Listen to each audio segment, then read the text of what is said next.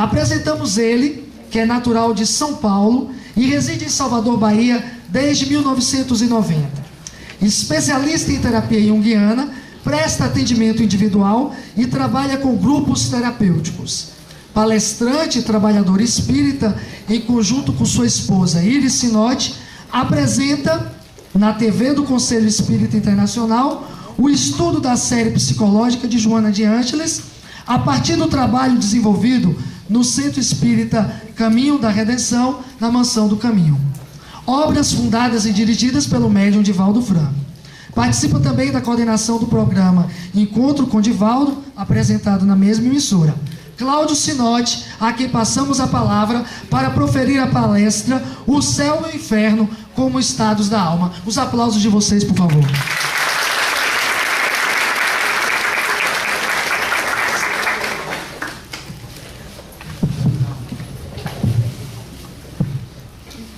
Bom dia a todos. Prazer estar aqui dando sequência a esse tributo a Kardec, a importância da gente retornar ao pensamento da codificação e perceber de que forma esses princípios podem nos auxiliar nesses dias tão desafiadores.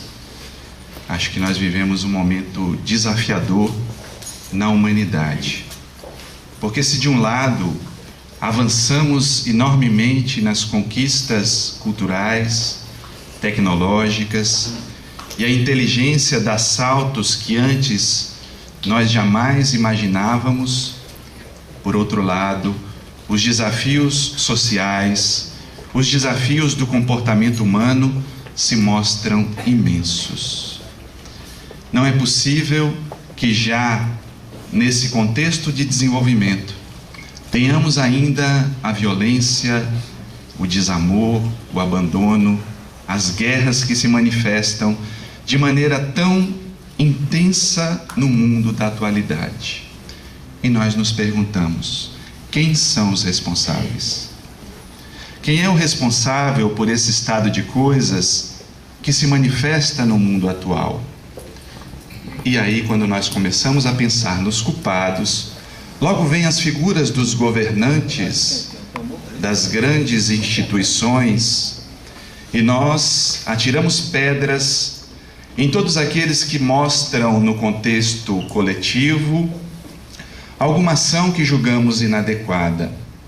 Mas, se somos parte dessa totalidade, cada um de nós também tem sua parcela de responsabilidade na construção do mundo em que vivemos.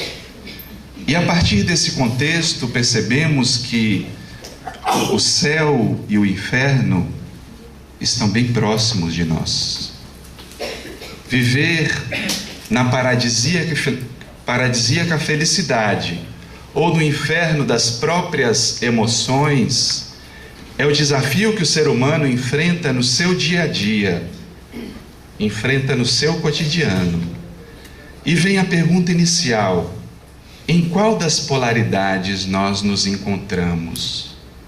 Porque às vezes passamos de um estado para o outro sem nos darmos conta. Ao enfrentar um desafio, ao nos depararmos em determinada circunstância existencial, alternamos a nossa vivência psíquica e saímos de um estado de céu para um estado de inferno, de um momento para o outro. Isso nos traz a certeza de que, apesar dos avanços da humanidade, ainda não somos senhores da nossa própria alma, porque nos desconhecemos em essência. Ainda não conseguimos administrar os recursos de que somos portadores. Ainda não sabemos impulsionar as faculdades e habilidades que dispomos para conquistar uma harmonia individual que se transforme também numa harmonia coletiva, numa vida mais pulsante, mais intensa, mais profunda do ser humano, e continuamos vivendo os nossos estados infernais dentro do nosso próprio mundo.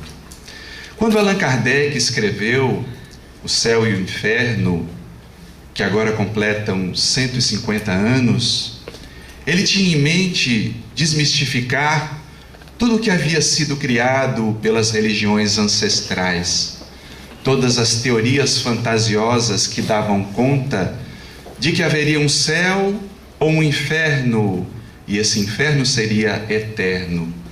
Porque, de certa forma, isso já participava do inconsciente de todos os povos. Todas as civilizações acreditavam que no pós-morte enfrentaríamos o resultado das nossas próprias ações na Terra. Conforme fosse a nossa existência, encontraríamos a vida no além. E é assim que encontramos a rica mitologia egípcia no julgamento de Osíris. Como se pode ver na figura, não sei se fica clara para todos, existe uma balança no centro.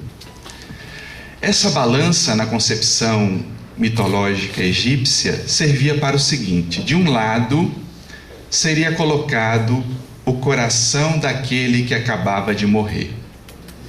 Do outro lado da balança seria colocada uma pena de avestruz. Se o coração fosse mais pesado que a pena, a pessoa estaria condenada.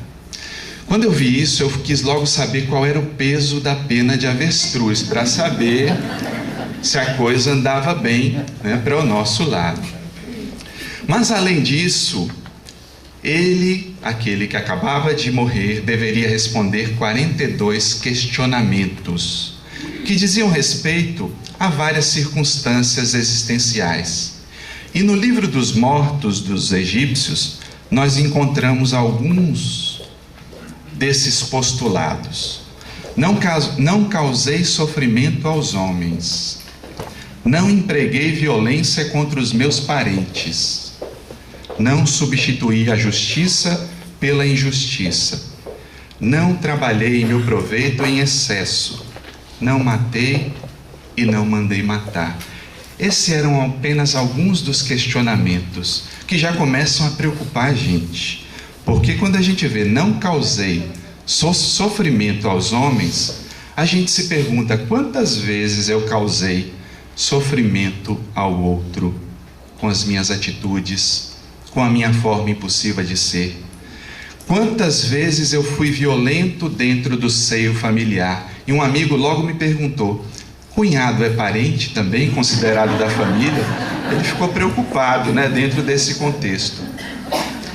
Mas claro que isso serve como símbolo dessa crença que vai sendo colocada de que nós somos responsáveis pelos nossos atos. De que a vida prossegue, seja nos mundos felizes, seja nos mundos infelizes, onde teremos que dar conta de tudo aquilo que praticamos, de que teremos que dar conta das nossas escolhas. E depois da mitologia egípcia, nós encontramos também na mitologia grega a figura de Caronte, o barqueiro que conduzia os mortos para o reino de Hades. De acordo com as tradições gregas, a gente, quando o morto era sepultado, ele deveria carregar consigo uma moeda. Colocavam uma moeda para que ele pagasse o trânsito, o trajeto do barqueiro Caronte, pois a alma iria adentrar-se pelo Hades. Lá ela teria o seu julgamento. Ou iria para o Érebo, para o Tártaro, que são instâncias intermediárias, ou para os campos elíseos, os campos felizes. E ficamos nos perguntando se já estaríamos prontos para fazer a travessia de Caronte. O que os gregos queriam determinar e mostrar de forma simbólica também, ao lado da própria imagem do Egito, é que a gente prossegue a vida em uma outra dimensão. E nessa outra dimensão, vamos dando conta de tudo aquilo que fizemos em vida. Se a nossa vida estava pautada na ética, na maneira nobre, na maneira íntegra de ser, não há por que temer a travessia da barca de Caronte. Mas se os nossos atos foram temerários, se as nossas escolhas foram escolhas infelizes, a gente deveria temer o reino de Hades ou do Tártaro, e nos quais as figuras mitológicas ficaram muitas vezes aprisionadas.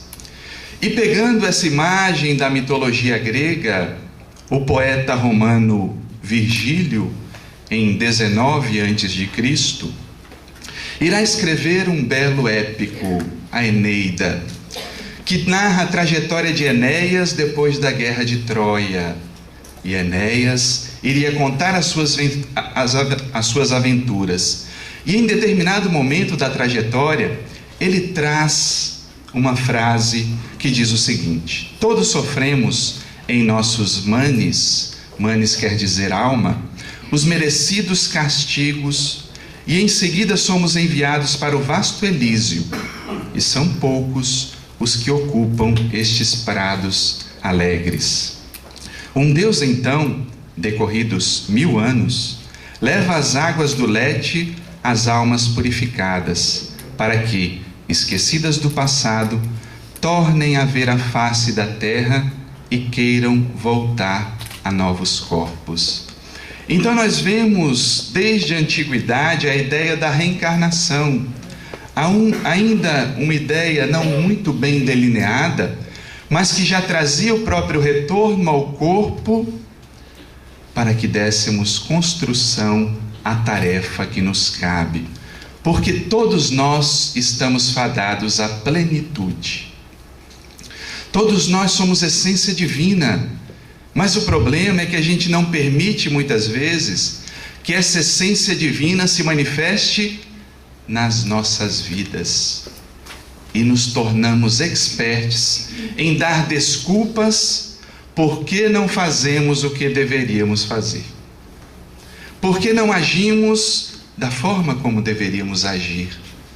Porque não fazemos as escolhas adequadas como deveríamos fazer, dado o conhecimento de que já dispomos.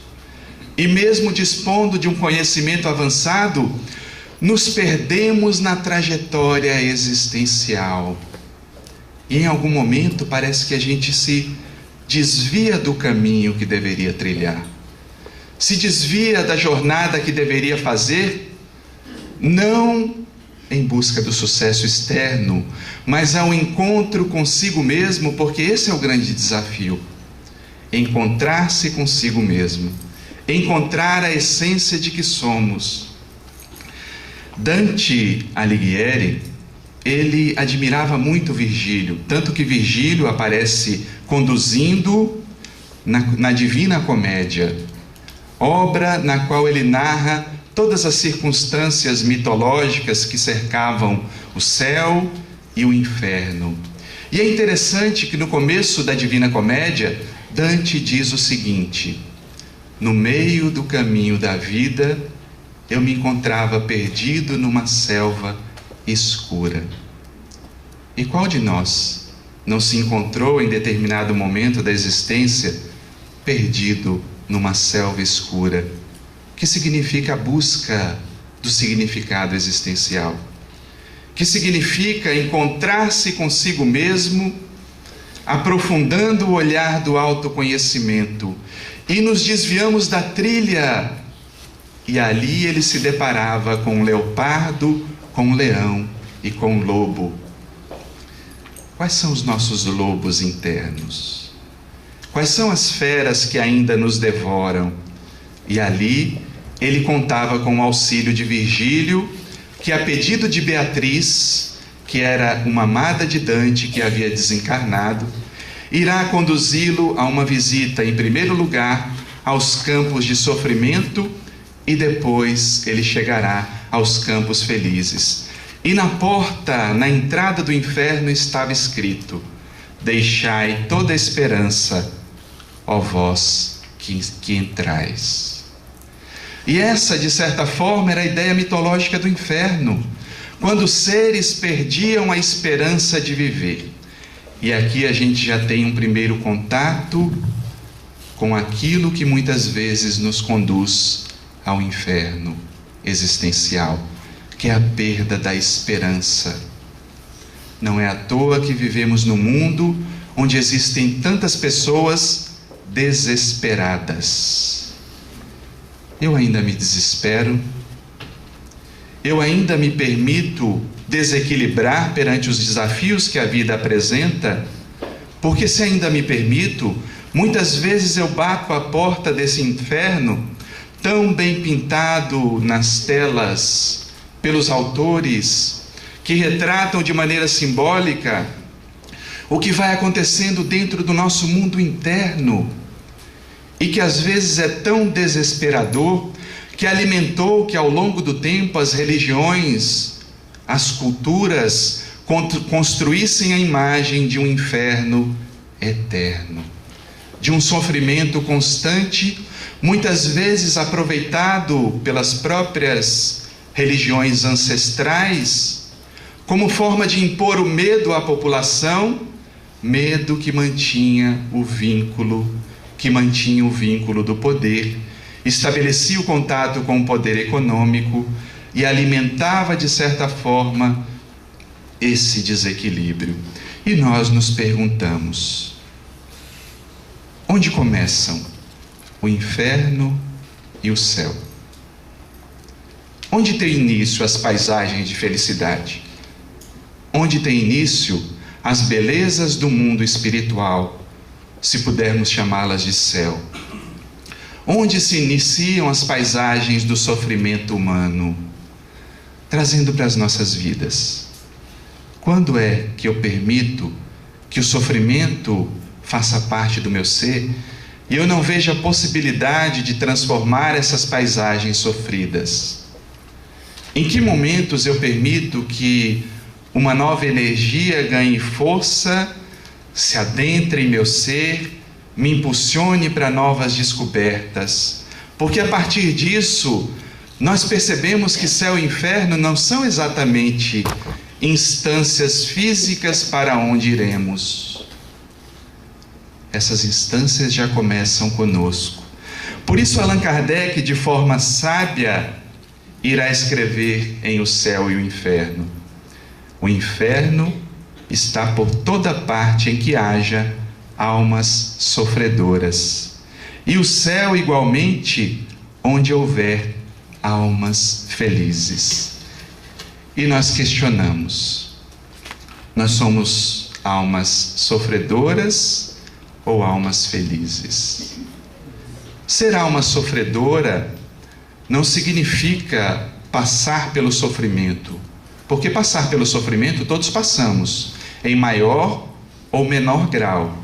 Agora, ficar prisioneiro do sofrimento é escolha pessoal. Isso é ser alma sofredora.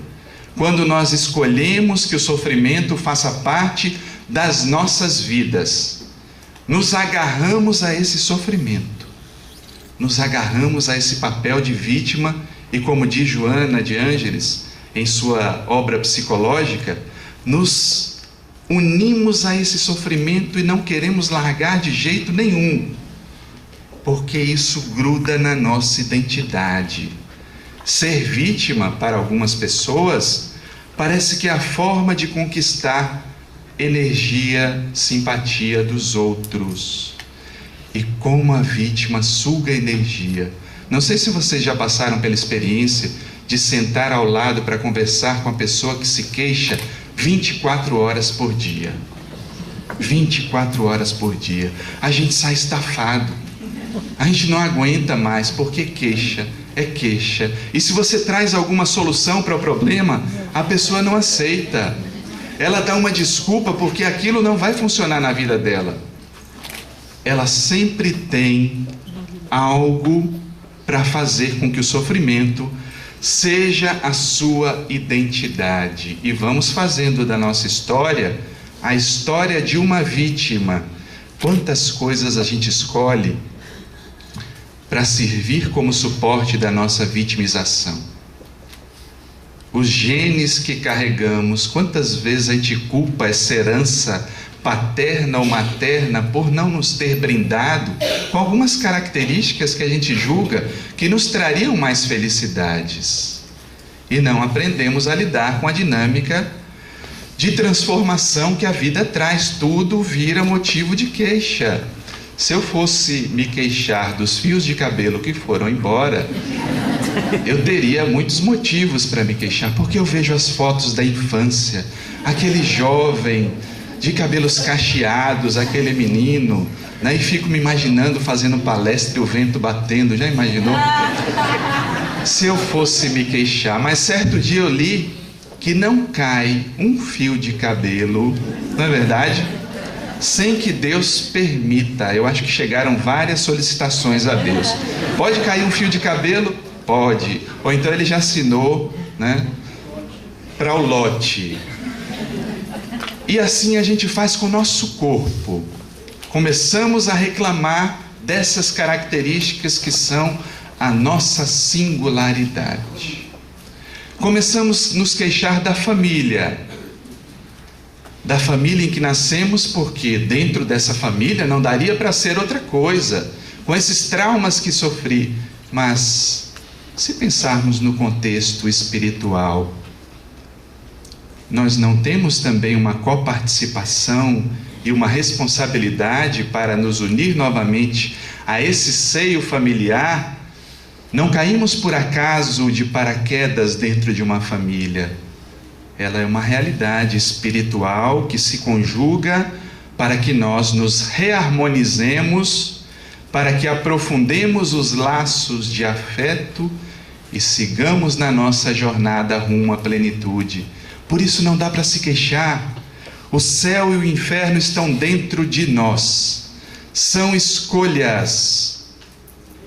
O que nós escolhemos? Qual é a nossa parte nisso? Porque se a gente não faz isso internamente, a gente começa a projetar felicidade fora, nessas personalidades bem-sucedidas que o mundo traz à mostra e que são vendidas muitas vezes como ideal de felicidade. Mas a gente não se pergunta o inferno pessoal, particular que eles vivem, o preço que pagaram para se tornarem pessoas bem-sucedidas. Quantos exemplos! Quando nós vemos a figura de Robin Williams, que fascinou tantos, quantos filmes belos, que alma que podia trazer à tona características de mobilização, de humor, de sensibilização. Quantas lágrimas ele proporcionou a partir da sua vida, quantas pessoas também auxiliou.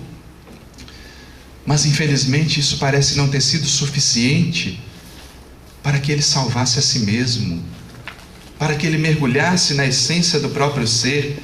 Vemos na fala de um dos seus personagens em Sociedade dos Poetas Mortos: Carpe diem, aproveitem o dia, meninos, façam de suas vidas uma coisa extraordinária. Há poucos dias eu lia um pouco da biografia de Robin Williams, tentando entender essa personalidade, e ele narrava as suas dificuldades da infância. Teve uma família que lhe proporcionou recursos financeiros, mas ao mesmo tempo isso foi ao custo do abandono da presença. Os pais não eram figuras tão presentes, e aquele menino passou a se defender da forma como acreditava que podia se defender.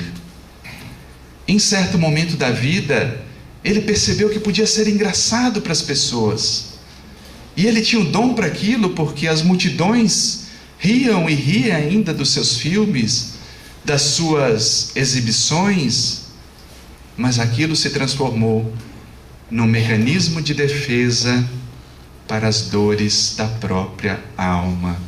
Enquanto ele fazia a alegria de muitos, em seu psiquismo interno, em sua alma, ele vivia o estado do inferno.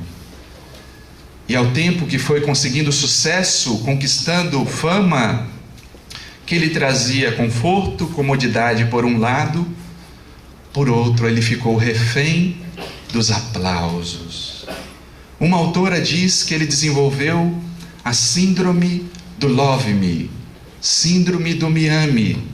Ele queria ser amado, ele queria ser festejado, queria ser aplaudido, mas quando as plateias iam embora e ele se encontrava no seu camarim, vinha a solidão. Buscou o álcool, buscou as drogas, como companhia ilusória para tentar lidar com aqueles momentos de dor, de angústia. Infelizmente não teve resistências e deu fim à própria vida de maneira lamentável. Claro, não estamos julgando a vida de um ser, porque cada ser vive experiências peculiares e nós não sabemos o que escolheríamos se estivéssemos na pele, na camisa de determinada pessoa. Mas nós podemos saber o que fazemos com as nossas vidas. Podemos saber as escolhas que fazemos. Por isso, o desenvolvimento do ser deve ser voltado para algo mais profundo do que a projeção de imagem, que talvez traga aplausos de fora, mas não realiza internamente. O importante não é exatamente o papel que eu desempenho no mundo externo, se é um papel visível ou invisível para a maioria das pessoas, mas a forma é como eu interajo nesse papel. Isso é que dá harmonia para a vida. Para que a gente estivesse hoje neste ambiente, foi necessário que alguém limpasse o ambiente, preparasse o ambiente. E por conta dessa ou dessas pessoas, nós temos momentos de troca de ideias, de reflexões.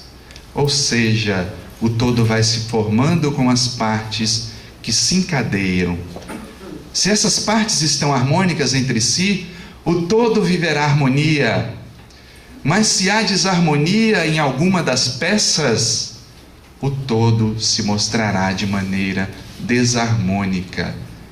E é essa desarmonia que a gente vê no contexto social, que se volta para o indivíduo, porque vivemos uma época onde somos impulsionados a parecer, a criar uma imagem fictícia, a construir uma persona, como diria Carl Gustav Jung, a máscara que utilizamos no contexto social.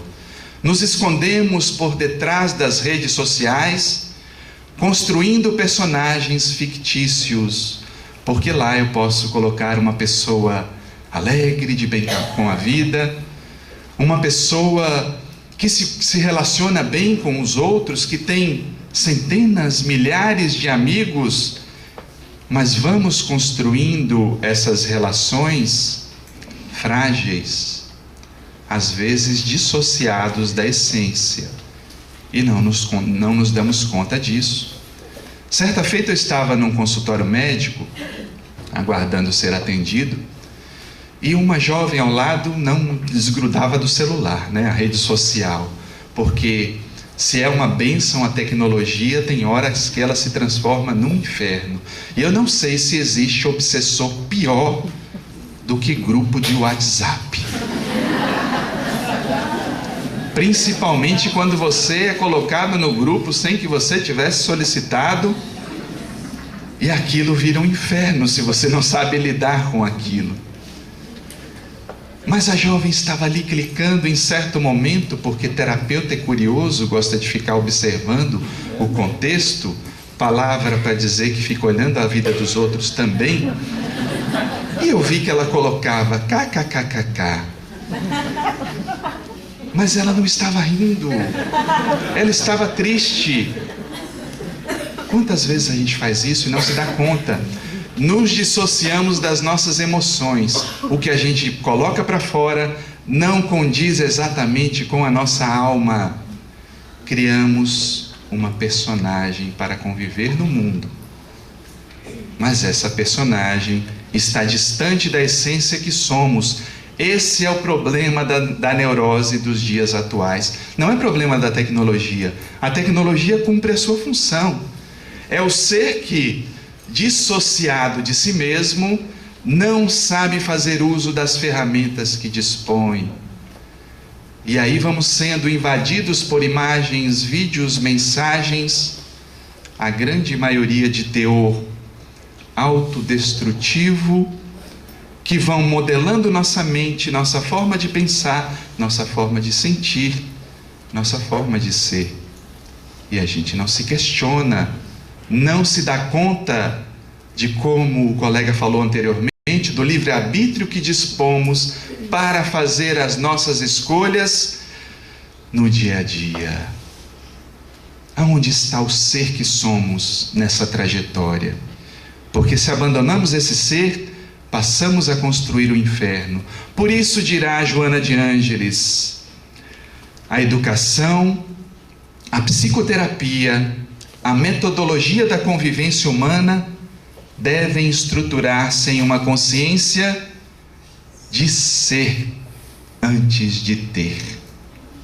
De ser ao invés de poder. De ser, embora sem a preocupação de parecer. Quanta sabedoria em breves linhas. Estruturar-se em uma consciência de ser antes de ter. Quanto das nossas vidas nós voltamos ao ter? Ficamos angustiados para a conquista do mundo, dos valores que o mundo proporciona. Isso não seria um problema se ao mesmo tempo estivéssemos desenvolvendo a nossa alma, os nossos valores, as nossas virtudes. Mas se não temos noção do valor próprio que possuímos, passamos a colocá-los nas coisas que estão ao nosso lado. Nos angustiamos pelo que não temos. Nos angustiamos pelo que temos porque sabemos que podemos perder aquilo que temos. Em última instância, vamos perder porque nem esse corpo é nosso. Ele volta à energia universal. A essência permanece, a alma. E o que estamos fazendo da essência? Estamos buscando uma estrutura de poder? E quando falamos poder, não falamos apenas de cargos governamentais ou dentro das instituições, porque muitas vezes exercemos poder com o outro dentro de casa. Queremos cercear o outro da sua forma de pensar, de agir, queremos que ele pense igual a nós, queremos que ele faça escolhas iguais às nossas e nos queixamos. Uma das grandes queixas dentro dos ambientes religiosos que eu vejo é porque o companheiro ou a companheira não vem junto para o centro. Mas ele bem que podia estar aqui para ouvir essa palestra hoje, porque é para ele. A gente não pega nada da palestra para a gente, tem que ser para o outro. Ele, eu digo ele porque os maridos, coitados, normalmente são as vítimas frequentes. Eu disse que vou criar o sindicato dos maridos para ver se consigo proteger essa classe um pouco. Mas a gente se queixa porque o outro não fez a escolha que nós fizemos. Mas aí vem a pergunta: quem é que ele tem como modelo da escolha que foi feita? Porque se esse modelo não demonstra em sua escolha uma atitude diferente, ele vai olhar e dizer: bicho, essa religião não está prestando muito, porque continua da mesma forma. E aí nós vemos que as relações de poder vão participando da nossa vida em todas as instâncias. Até quando eu me coloco na condição de vítima, eu estou tentando controlar a atitude do outro para que ele seja mais complacente, para que ele cumpra as minhas vontades, para que ele atenda aos meus caprichos, porque eu faço com uma cara de lamúria, de sofrimento, para que ele haja dessa forma. E não contente com isso, buscamos o parecer ao invés do ser. Quanta busca de projeção de imagem, quanta busca de aplausos, quanta busca de reconhecimento, quanta alimentação da persona. Porque se estamos ocupados em alimentar o nosso ser, não importa muito se o outro me vê de uma forma diminuída, porque eu sei o meu valor. E em última instância, somos todos filhos de Deus. Somos essência divina. A plenitude é a meta de todos. Então temos que nos esforçar para conquistar esse céu, mesmo que a nossa vida pareça um inferno. Mesmo que as circunstâncias externas sejam desafiadoras. E a vida coloca desafios na nossa vida, não para nos punir, mas para nos impulsionar à transformação, para construirmos novas lentes de ver a vida. Recentemente, eu vi um documentário a respeito do Holocausto. E esse documentário trazia a trajetória de algumas pessoas que passaram pelas experiências dolorosas dos campos de concentração. As pessoas não responderam da mesma forma àquela experiência. Algumas trazem as suas marcas até hoje, nelas, nos filhos, nos netos, nas gerações. Algumas escolheram ficarem reféns do sofrimento. Não que menosprezemos de forma alguma esse sofrimento, mas outros, mesmo tendo vivido aquela experiência, decidiram aproveitar aquele contexto para crescer, para desenvolver um novo olhar sobre a vida, para dizer: eles podem ter feito isso com meu corpo, mas jamais aprisionarão minha alma, porque isso é escolha própria. Dentre esses exemplos, encontramos a figura extraordinária de Viktor Frankl, que, criando a logoterapia, a terapia da busca do sentido existencial, irá dizer: a vida humana tem sentido sempre e em todas as circunstâncias. E esse infinito significado da existência também abrange sofrimento, morte e aflição. Ele viveu os horrores da guerra e, por sua descendência judaica, foi levado aos campos de concentração. Quando Hitler invadiu a Áustria, sua esposa, seus familiares foram assassinados nas câmeras de gás. Ele poderia ter escolhido ser uma vítima desse processo, mas ele escolheu transcender e decidiu que a partir daquele momento a sua vida ganharia um sentido sublime.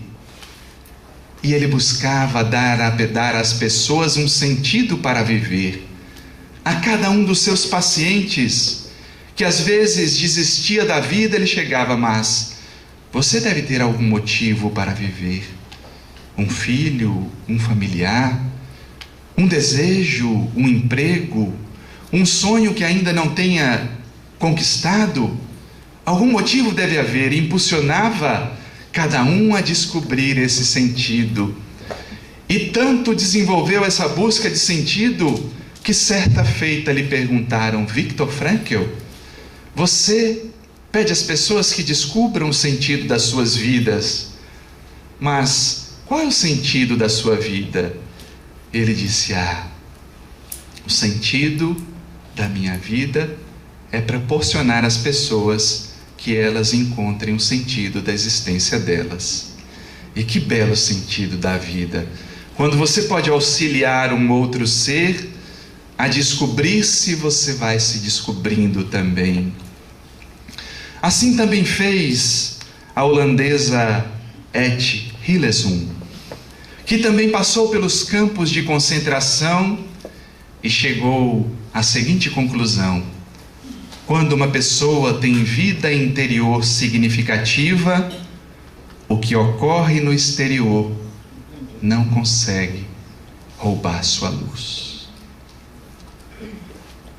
Onde nós perdemos nossa luz? Onde nós deixamos que os outros levem as nossas luzes? Porque essa candeia não pode ficar embaixo do alqueire, como nos propôs o Mestre. Ela deve ser trazida à luz da consciência em cada momento das nossas vidas, por mais doloroso e desafiador que esses momentos possam parecer, existe uma saída. Existe um olhar diferente que talvez eu não tenha alcançado. Talvez minha percepção seja limitada e eu ainda me encontre em estado de sono da consciência e preciso despertar para a luz que existe interiormente. E não deixar que esses momentos de tragédia da humanidade, esses momentos de grave crise econômica, social, universal que vivemos, seja alimentado por nossas crises individuais. O que nós escolhemos quando o sofrimento bate à nossa porta? O que escolheríamos se tivéssemos passado pelas experiências do campo de concentração? Porque em Varsóvia, uma jovem também foi convidada a ter uma atitude. Ela poderia fazer escolhas. Ela nasceu no ano de 1910. E desde cedo conviveu com o seu pai. E o seu pai era médico. E o seu pai lhe dava belos exemplos de vida. Eles moravam junto a uma comunidade judaica, embora não fossem judeus. E a certa feita, a tifo invadiu, tomou diversas vidas, e os médicos foram embora da localidade. E seu pai resolveu ficar, porque sabia que era o papel de médico cuidar das almas. E disse a Irene: Irene, quando um ser estiver se afogando, mesmo que você não saiba nadar, tente ajudá-lo, da forma que puder. Tente auxiliá-lo. E aquilo ficou gravado na mente de Irene. Aos 7 anos de idade, o seu pai desencarnava, porque, ao atender os portadores de tifo, também contraiu a enfermidade que o levou à desencarnação. Mas aquele exemplo de vida ficou gravado na alma da jovem Irene. 1939, os exércitos alemães invadem a fronteira da Polônia e vão se acercando da sua capital, Varsóvia. Ali começam dias de horror. Irene era assistente social na época e pensava consigo que ela era convidada a fazer algo para a transformação daquele momento em que viviam. Não posso ficar de mãos atadas, tenho que fazer algo. E os alemães começaram a construir um muro, o gueto judeu dentro de Varsóvia, num local onde deveriam viver 60.000 pessoas, chegaram a viver 500.000 pessoas, que eram colocadas dentro dos limites do muro, que viviam em condições terríveis de higiene, porque novamente a epidemia do tifo se alastrava, ceifando milhares de vidas. Eram submetidos a uma alimentação que fazia com que eles definhassem dia a dia. As únicas pessoas que poderiam entrar dentro do gueto eram os enfermeiros para tentar conter a invasão epidêmica do tifo. Irene teve uma ideia. Conseguiu credenciais médicas junto a alguns amigos para atender àquela população sofrida. Levava pão, levava agasalhos, e aos poucos os rumores de que aquela população seria levada aos campos de extermínio começaram a ampliar. E na mente de Irene só veio uma ideia: tenho que salvar vidas, mesmo sob o risco da minha vida, porque todo aquele que ajudasse os judeus era condenado imediatamente à morte, era fuzilado. Mas ela escolheu auxiliar. Juntou-se com amigas, juntou-se com uma organização de apoio aos judeus, e a tarefa agora era convencer os pais a deixar os filhos saírem do gueto, porque havia algumas saídas que os alemães não conheciam muito bem. Haviam os próprios canais de esgoto pelos quais ela passaria e conduziria as crianças. Havia as ambulâncias que poderiam camuflar algumas crianças. E ela tinha em mente que deveria salvar o máximo de pessoas que pudesse, o máximo de pessoas. E os pais, desesperados, perguntavam a ela: mas você garante que a minha filha, o meu filho, sobreviverá? Eu não posso garantir isso. Não posso dar essa garantia, mas se eles ficarem aqui, eu garanto que eles morrerão. E os pais, desesperados, alguns deles cediam, entregavam nas mãos de Irene e de seus ajudantes, que juntavam-se na organização, a vida dos seus filhos. Irene teve um cuidado. Ela anotava ao lado do nome judeu o novo nome cristão que aquelas crianças iriam receber, porque essa era a condição para que eles não fossem perseguidos pelo nazismo. Deveriam ter uma nova identidade. Aquelas crianças que só falavam o Yiddish deveriam aprender correntemente o polonês, a fazer o sinal da cruz, a rezar um Pai Nosso, ao menos para passarem despercebidas pelos guardas se fossem questionadas nas ruas. E rapidamente Irene mobilizou-se, todas as noites, todos os dias, incansavelmente. Percorria os guetos, vestindo-se de enfermeira, convencendo as famílias, salvando vidas. No final da Segunda Guerra Mundial, contabilizavam-se 2.500 crianças salvas por Irene, por suas ajudantes, pela bravura de uma mulher que não temeu o inferno que se estabelecia, escolheu as paisagens da consciência tranquila, de fazer o que pode ser feito.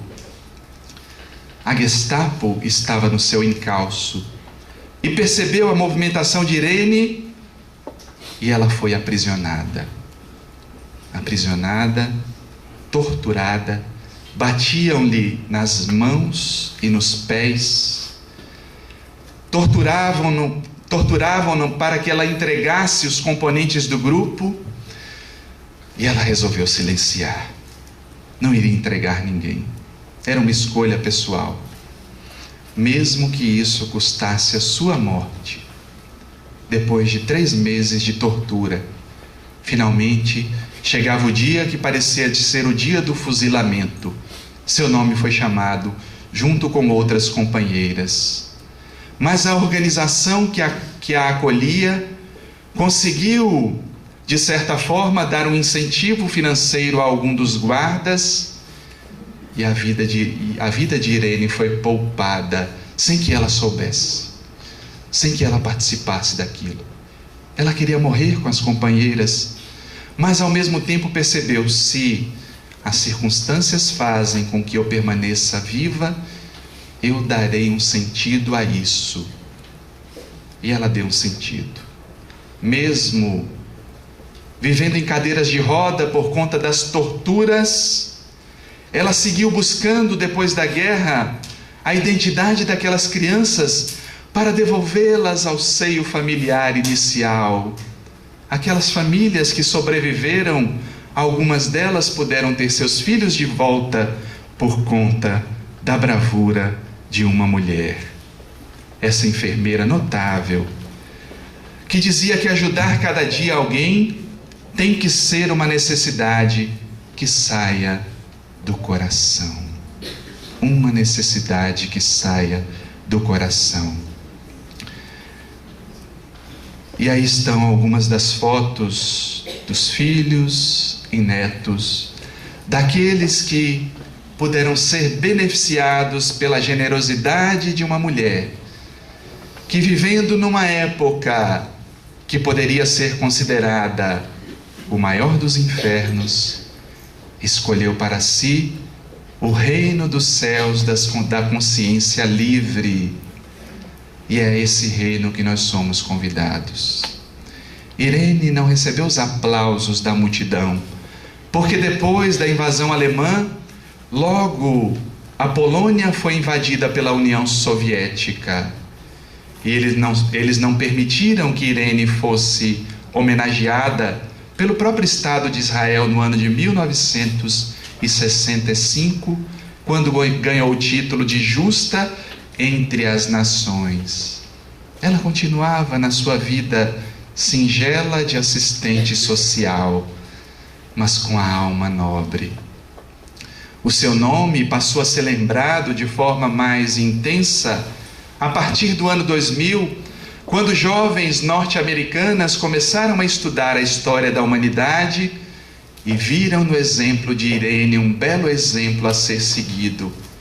Contactaram na época e ela estava viva, nonagenária, lúcida, com um sorriso na alma.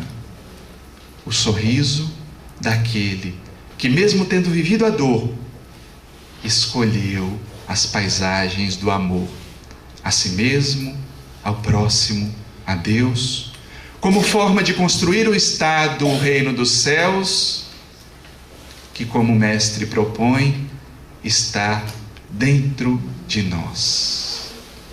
O reino dos céus está dentro de vós.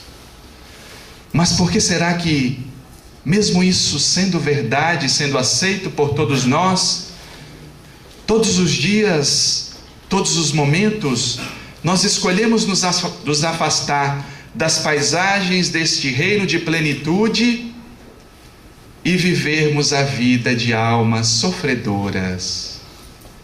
Por que será que desejamos que o reino do céu se manifeste do lado de fora, na condição de uma vida que proporcione comodidades, quando não fazemos ainda a tarefa a qual fomos conclamados, que é a tarefa de sermos seres conscientes? Quando Allan Kardec nos traz as recomendações de o céu e o inferno, que ora completam 150 anos de existência, rendemos graças ao codificador, porque não foram poucas noites que ele não pôde dormir, ou que teve poucas horas de descanso, porque durante o dia ele trabalhava, e à noite seguia prosseguindo nas investigações, nas pesquisas. Não pensemos que a vida de Kardec foi uma vida isenta de sofrimento, de dor, de abandono, de traição. Ele passou por tudo isso também. Mas ao mesmo tempo, ele escolhia as paisagens internas, e quando a situação se tornava densa, dirá ele em obras póstumas: em pensamento, eu me elevava às regiões superiores, em sintonia com os espíritos nobres, e dali auria as forças necessárias para construir um estado psíquico favorável para enfrentar os desafios que a vida apresenta em cada um. Portanto, minhas amigas, meus amigos, quando a balança de Osíris for pesar o nosso coração, que o nosso coração, simbolizando a nossa alma, esteja plena de virtudes, esteja plena de amorosidade, esteja plena de escolhas conscientes, para que possamos alçar os voos da alma, que não temamos a travessia da barca de Caronte, porque lá, no reino pós-vida, encontraremos o resultado das nossas próprias ações.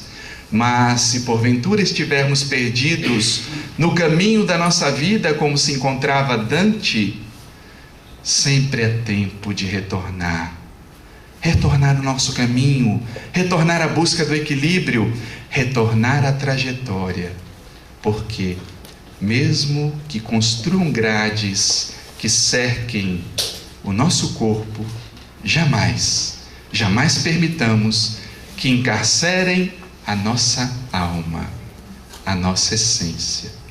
E quando fizermos isso, estaremos construindo dentro de nós o reino dos céus. Muito obrigado a todos vocês.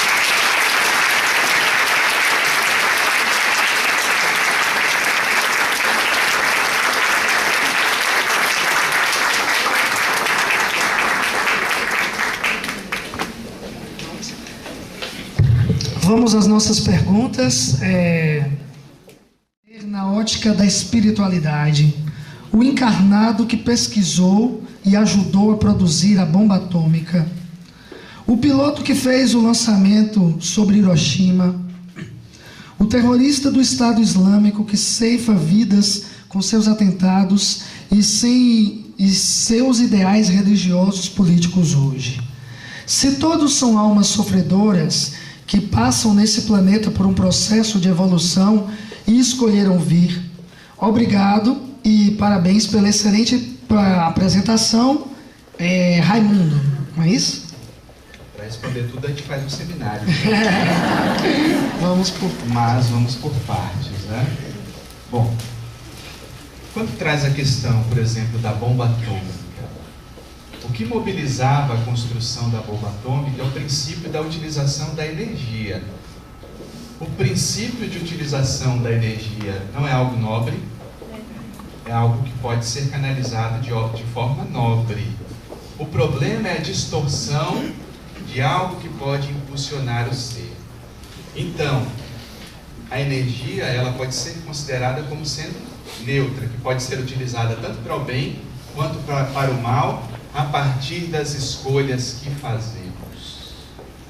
Se o nosso estado interior é de guerra, as nossas escolhas de todo o material que temos à nossa volta, tudo que temos ao nosso redor se transformam em armas para violentar, para que nós consigamos nos sobrepor sobre o outro. Portanto, não é culpa da espiritualidade isso. Isso é questão de escolha da humanidade. O avião que pode carregar bombas, pode servir para conduzir as pessoas de um lado para o outro. Afinal, devia e deve ser essa a finalidade, não é verdade? Então, assim, nós vemos que o mesmo meio pode ser usado de maneira nobre ou de maneira destrutiva, de acordo com o grau de consciência daquele que conduz. A religião, ela pode ser e deve ser instrumento de libertação. Como foi trazido na palestra anterior, o religare, não é isso? Fazer a reconexão.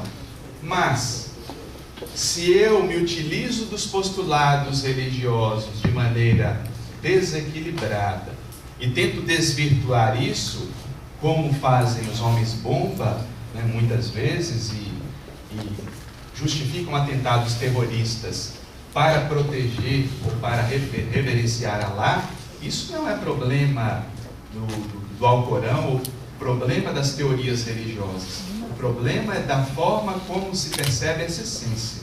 Porque assim como há os terroristas, certamente existem muçulmanos muito nobres, pessoas nobres que, aliás, nos ensinam muito a respeito da fé.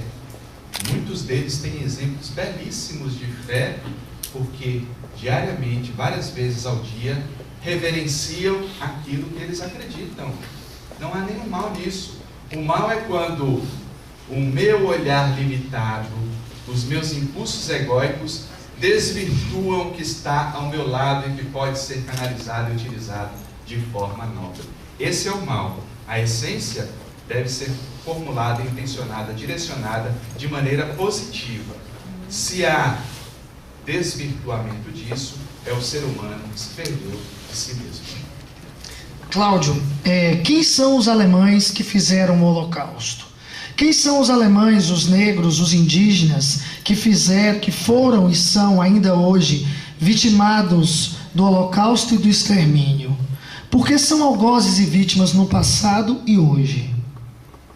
Eu prefiro acreditar que dentro de mim existe um Hitler que é capaz de fazer tudo aquilo que ele fez. Porque se ele foi ser humano, como eu, e foi capaz das maiores atrocidades, essa potencialidade de mal existe em mim, esse ditador, existe em mim aquele que escraviza as pessoas, existe em mim esse que violenta o outro se eu não tiver olhos abertos. Mas, por outro lado, se existiu na terra um homem como Jesus, que foi capaz de amar, que foi capaz de se relacionar com o Pai de forma tão intensa, eu acredito também que isso exista dentro de mim. E que isso seja questão de escolha, dia a dia. Eu não sei efetivamente quem foram os alemães, a gente pode trazer, porque como foram vários, cada um traz a sua trajetória. É claro que como povo, eles devem ter uma razão de ser para agirem daquela forma, o que não justifica o mal que tenham feito. O problema não é da nacionalidade. Espírito tem nacionalidade? Não tem. Espírito não tem nacionalidade. Portanto, a gente não pode culpar uma nação pelos males que foram feitos, porque aquilo também tinha a sua parcela de escolha individual. Hitler não fez aquilo sozinho. Ele se cercou dos bajuladores, dos apoiadores, mas também daqueles que foram coniventes e silenciaram quando poderiam ter feito alguma coisa e não fizeram. Portanto, eu prefiro pensar no bem que eu posso fazer, no mal que eu deixo de fazer, no ditador que existe dentro de mim, porque esse eu posso cuidar. O que está lá fora, eu posso simplesmente apenas ter compaixão e lutar. Mas esse, internamente, é o que a gente deve se centrar e buscar para que a gente possa transcender em direção a esse Cristo interior. Mais uma pergunta. Não existe local exato para o inferno. O que dizer do umbral que André Luiz cita no livro Nosso Lar, onde ele ficou por 8 anos? No livro O Abismo, o autor fala de um local infernal nas profundezas da terra. Será a criação do autor? Quando a gente lê Nosso Lar, e já tem décadas já que foi escrito, impressionante assim, a beleza daquela obra, Nosso Lar, foi uma das primeiras obras escritas que eu li, assim, me impressionou fortemente. Ele traz o relato de almas sofredoras que são alimentadas pelo próprio estado interno. Estar ali, ficar prisioneiro do umbral, é circunstância da própria vibração do espírito. Porque não existem as equipes socorristas. As equipes socorristas ficam prisioneiras do umbral quando lá estão? Não. Por que não ficam? Porque vibram em outra dimensão, em outro diapasão. O problema não é o local físico. Ali entidades nobres também circulam em busca daqueles que já têm condições de se libertar, como fez André Luiz. E chegou a determinado momento, conseguiu ter aquele halo, suspirar, ter a consciência, e aquilo proporcionou que ele fosse acolhido. Ele era prisioneiro do umbral, porque, em essência, ele era prisioneiro de si mesmo. E aí nós vemos a obra de André Luiz, a obra de Manuel Filomeno de Miranda também está rica de exemplos. Eu prefiro não comentar o Abismo porque eu não li, eu não posso falar de algo que eu não li e não estudei profundamente. Claro, mas a gente deve se cercar e perceber onde nós começamos a construir o nosso umbral particular, que é o nosso inferninho que nos circula diariamente. O mundo espiritual não está aqui, não está ali. Como Jesus dizia a respeito do reino dos céus. O reino dos céus não está ali, não está num lugar circunscrito. Mas, se eu me permito ser alma sofredora, ou seja, passar pelo sofrimento e escolher me identificar com o sofrimento, certamente encontrarei essas paisagens, seja do umbral, seja que nome eu queira chamar, mas encontrarei o reflexo do meu próprio nível de consciência. Mais alguma pergunta, plateia?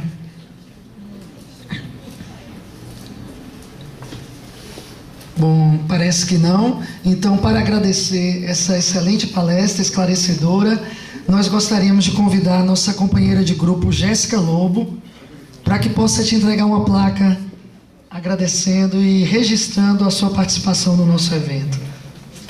os aplausos de vocês.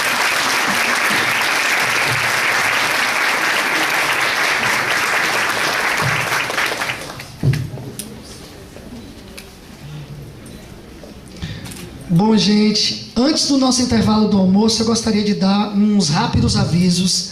Eu queria convidar todos vocês a preencherem o nosso